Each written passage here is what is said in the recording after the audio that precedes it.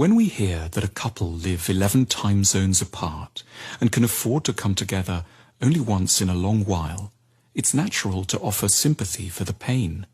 We should, more fairly, envy them for their luck.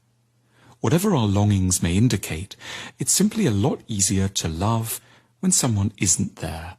Far from an unfortunate necessity, living apart should be recognized for what it truly is, an advantage.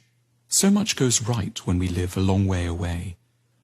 Online or over the phone, we never assume that the other person should be able to read our minds without us ever having explained what's actually in them.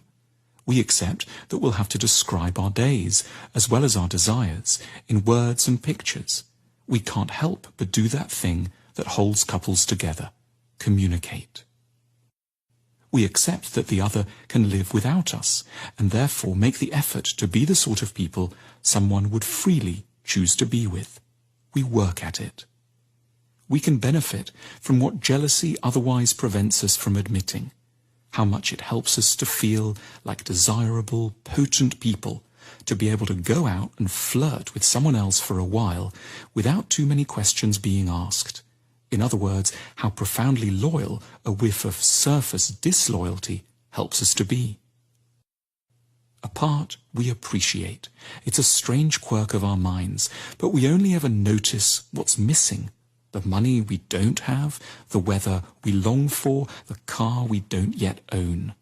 Yet once anything is securely in our possession, it disappears. We only see, in the sense of notice, what isn't there. The best way to lose ownership of something is to own it, and the surest way to forget your partner exists may be to ensure they're beside you every night. When we're apart, we can sample the gentle suffering of loneliness over the intense rage of suffocation. We never have to find out how much it can tarnish love to be with someone who has a different idea of a cutlery drawer or the correct way to suspend a towel. Too often, when we're cohabiting, we locate the difficulty of our relationships in a very erroneous place.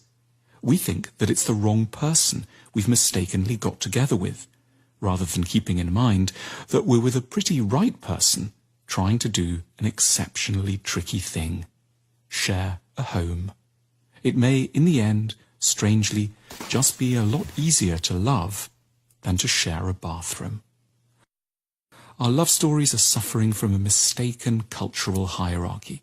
Just as the book is often wrongly thought more important than the essay, so the live-in relationship is too readily assumed to be superior to the long-range version. And yet, without ever meaning to do so, the long-distance relationship may simply, despite all its evident challenges, throw up some of the absolutely ideal conditions for true love to thrive. We should be wise to imbibe a few of the lessons life normally only teaches us when they're in Sydney and you're in Vancouver, and carefully import them into our lives, even with the people unfortunate enough to be right next to us.